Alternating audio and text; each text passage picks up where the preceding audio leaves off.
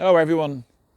Last night it was announced that the regional independent group led by Michael Lowry have joined forces with Fianna Fáil and Fine Gael and will bring the numbers up to 93. And in the last number of hours, two more have joined this new coalition of chaos.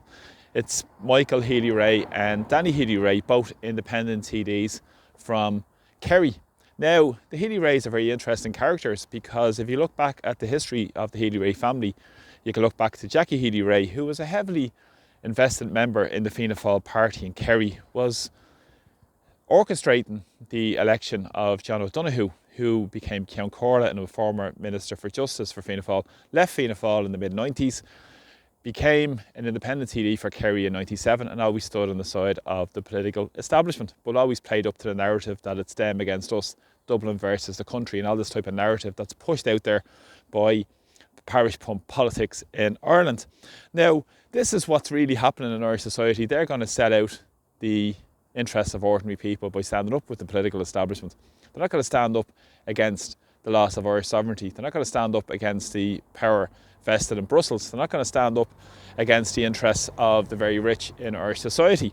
Because it's interesting, the Healy-Raes dynasty, that's what it's become in Kerry. They've grown in terms of their councillors and their involvement in that area, but it's very fascinating to know the background of these people who play to the narrative that it's them versus us and all this type of nonsense all the time, when they're the ones profiting from many of these crises which are all created by the political establishment.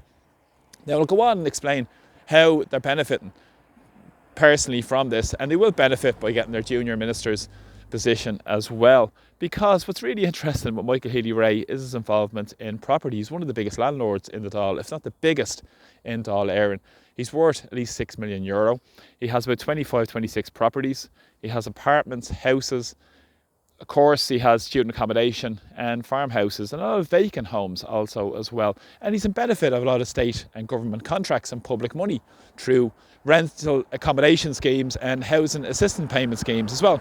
So making a hell of a lot of money out of government policy. And what's not to like when you're a politician who's going to be jumping on the gravy train and getting the junior ministerial position because of standing up with the status quo. And of course, he has a lot of vacant homes as well, which, surprise, surprise, no sanction on. And interestingly enough, he's been profiting from the immigration chaos through support and accommodation for Ukrainians in Ireland, where over €1 million at least has been earned by Michael Healy-Raes.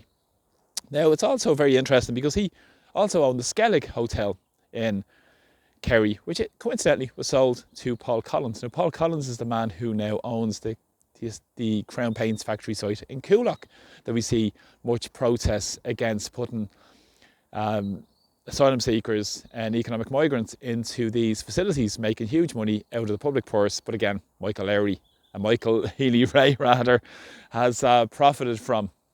But of course, also he is a postmaster, he has a service station, but he plays the man of the people, and he's a multi-millionaire. So plays the narrative very well, but of course is profiting from all these deals with the state institutions. And as well, he's making money through Kerry County Council, and his brother also, Danny Healy-Raes, with their plant hire business and with their service station. So plenty of money to make for these politicians, and they say they stand in the public interests.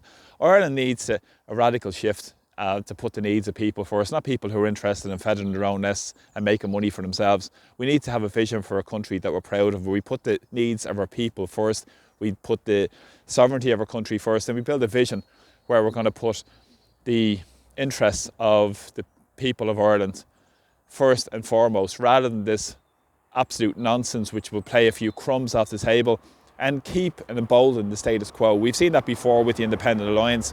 We've seen that with other parties going into government with Fianna Fáil and Fine Gael. The same situation will continue again. And people, to a massive extent in Ireland, maybe have a case of Stockholm Syndrome, or go back to the default position of thinking, well, what can change? Well, change starts with our communities, starts with us standing up in our communities together, talking to your friends, talking to your neighbours, talking to your colleagues, building groups in your communities to stand up against what's going on and speak out and create a vision also as well for what society we can build, because we're just sick of the same nonsense, chaos.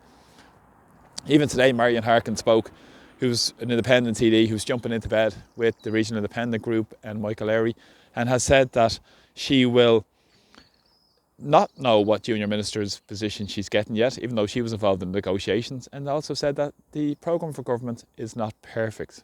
This is the type of nonsense that we're going to come to expect as well.